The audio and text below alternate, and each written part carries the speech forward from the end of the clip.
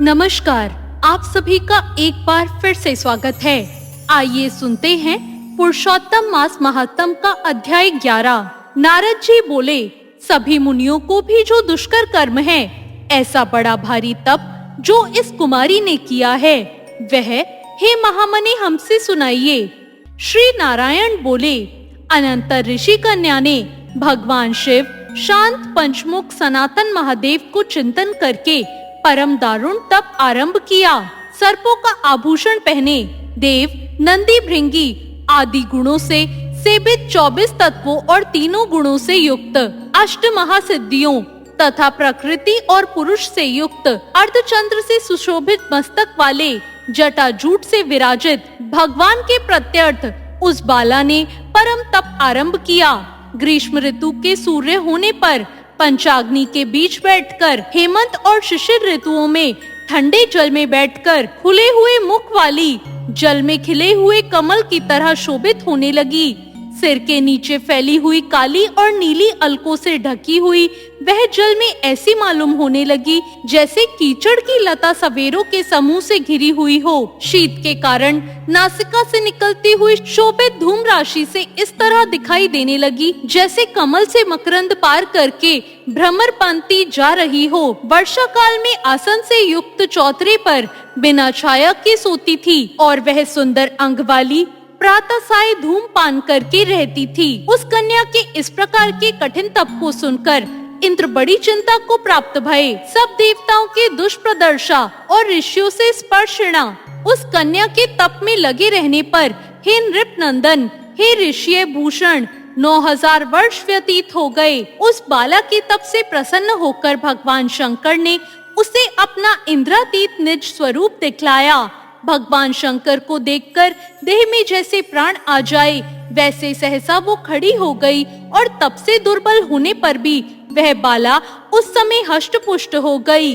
बहुत वायु और धाम से कलेश पाई हुई वह शंकर को बहुत अच्छी लगी और उस कन्या ने झुककर पार्वती पति शंकर जी को प्रणाम किया। उन विश्व वंदित भगवान का मानसिक उपचारों से पूजन करके और भक्ति युक्त चित्त से जगत के नाथ की स्तुति करने लगी। कन्या बोली, हे पार्वती प्रिय, हे प्राणनाथ, हे प्रभु, हे भर्ग, हे भूतेश, हे गौरीश, हे शंभो, हे सोम सूर्याग्नि नेत्र, हे तमहा, हे मेरे आधार, मुंडा स्मिथालिन, आपको प्रणाम है। आप अनेक तापों से व्याप्त हैं, अंगों में पीड़ा जिसके ऐसा तथा परम घोर संसार रूपी समुद्र में डूबा हुआ, दुष्ट सर्पों तथा काल के तीक्ष्ण दांतों से डसा हुआ मनुष्य भी यदि आपकी शरण में आ जाए तो मुक्त हो जाता है।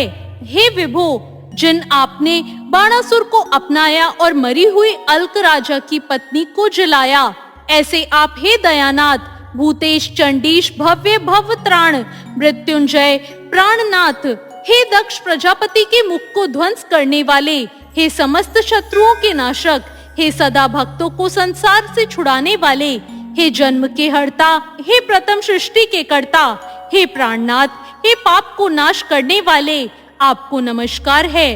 अपने सेवकों की रक्षा कीजिए।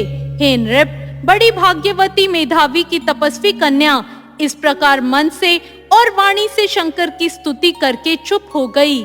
श्री कृष्ण बोले, कन्या द्वारा की हुई स्तुति सुनकर और उसके किए हुए उग्र तप से प्रसन्न मुख कमल सदाशिव कन्या से बोले, हे तपस्विनी, तेरा कल्याण हो। तेरे मन में जो अभिष्ट वर है वह तू मांग। हे महाभागे, मैं प्रसन्न हूँ, तू खेद मत कर। ऐसा भगवान शंकर का वचन सुनकर वो कुमारी अत्यंत आनंद को प्राप्त हुई और हे राजन, प्रसन्न हुए सदाशिव से बोली। वो कन्या बोली, हे दीनानाथ, हे दया सिंधु, यदि आप मेरे ऊपर प्रसन्न हैं तो हे प्रभु, मेरी कामना को पूर्ण करने में देर ना करें। हे महादेव, मुझको पति दीजिए, पति दीजिए, पति दीजिए। मैं पति चाहती हूँ, पति दीजिए। मैंने हृदय में और कुछ नहीं सोचा है। वह ऋषि कन्या इस प्रकार महादेव से कहकर चुप हो गई। तब यह सुनकर महादेव जी ने उससे कहा। शिव जी बोले, हे मुनि कन्ये, तू जैसा अपने मुख से कह रही है वैसा ही होगा, क्योंकि तूने 5 बार पति मांगा है। अतः हे सुंदरी, तेरे 5 पति होंगे और वे पांचों वीर, सर्वधर्म वेत्ता, सज्जन और सत्य पराक्रमी होंगे। यज्ञ करने वाले, अपने गुणों से प्रसिद्ध, सत्य प्रसिद्ध, जितेंद्रिय, 13 मुख देखने वाले सभी क्षत्रिय और गुणवान होंगे। श्री कृष्ण बोले, न तो अधिक प्रिय न तो अधिक अप्रिय। ऐसे महादेव के वचन को सुनकर बोलने में चतुरा कन्या झुककर बोली। वो बाला बोली, हे गिरजाकांत सदाशिव, संसार में एक स्त्री का तो एक ही पति होता है, अतः 5 पति का वर देकर मेरी लोक में हंसी न कराइए। एक स्त्री 5 पति वाली न देखी गई है और न सुनी गई है। हाँ, एक पुरुष की 5 स्त्रियां तो हो सकती है। हे शंभो, हे कृपा निधे, आपकी सेविका में 5 पतियों वाली कैसे हो सकती हूँ? आपको मेरे लिए ऐसा कहना उचित नहीं है। आपकी सेविका होने के कारण जो लज्जा मुझे हो रही है, वह आप अपने को समझिए। कन्या का यह वचन सुनकर शंकर जी पुनः उससे बोले, हे भीरू, इस जन्म में तुझे पति सुख नहीं मिलेगा। दूसरे जन्म में जब तू तपोबल से बिना योनि के उत्पन्न होगी, तब पति का सुख भोगकर अनंतर परम पद को प्राप्त होगी। क्योंकि मेरी प्रिय मूर्ति दुर्वासा का पहले तूने अपमान किया है। हे सुभ्रू, वह दुर्वासा यदि क्रोध करे तो तीनों भुवनों को जला सकते हैं। सो तूने अभिमानवश ब्रह्मतेज का मर्दन किया है। जिस अधिमास को भगवान कृष्ण ने अपना ऐश्वर्य दे दिया, उस भगवान के प्रिय पुरुषोत्तम मास का व्रत तूने नहीं किया। मैं ब्रह्मा आदि से लेकर सब देवता, नारद आदि से लेकर सब तपस्वी जिसकी आज्ञा सदा मानते चले आए। हे बाले, उसकी आज्ञा का उल्लंघन कौन कर सकता है? लोक पूजित पुरुषोत्तम मास की दुर्वासा की आज्ञा से तूने पूजा नहीं की। हे मूढ़े, द्विजात्मे, इसीलिए तेरे 5 पति होंगे। हे बाले, पुरुषोत्तम के अनादर करने से अब अन्यथा नहीं हो सकता है। जो उस पुरुषोत्तम की निंदा करता है, वह रौरव नरक का भागी होता है। पुरुषोत्तम का अपमान करने वाले को विपरीत ही फल होता है। यह बात कभी अन्यथा नहीं हो सकती।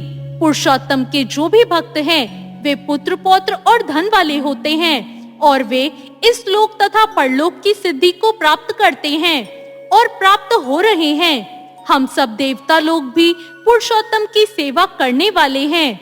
जिस पुरुषोत्तम मास में व्रताधिक से पुरुषोत्तम शीघ्र प्रसन्न होते हैं और सेवा करने में योग्य मास को, हे सुमधम्य, हम लोग कैसे ना भजें? उचित और अनुचित विचार की चर्चा करने वाले, अतएव अनुकरणीय जो मुनि हैं, उन अति उत्कृष्ट श्रेष्ठ तपस्वी पुरुषों का वचन कैसे मिथ्या हो सकता है? कहो। इस प्रकार कथन करते हुए भगवान नीलकंठ शीघ्र ही अंतर्ध्यान हो गए और वह बाला भ्रष्ट मृगी की तरह चकित सी होकर रह गई। सूत जी बोले, हे मुनीश, रेखा सदृश चंद्रमा से युक्त मस्तक वाले सदाशिव जब उत्तर दिशा के प्रति चले गए, तब व्रतासुर को मारकर जैसे इंद्र को चिंता हुई थी, उसी प्रकार मुनिराज की कन्या को चिंता बाधा करने लगी। इति श्री ब्रह्मनारदीय पुरुषोत्तम मास महात्म्ये 11वां अध्याय समाप्त। तो ये था 11वां अध्याय। आपको ये अध्याय कैसा लगा? कमेंट करके जरूर बताएं। चैनल को सब्सक्राइब करें, वीडियो को लाइक करें। धन्यवाद।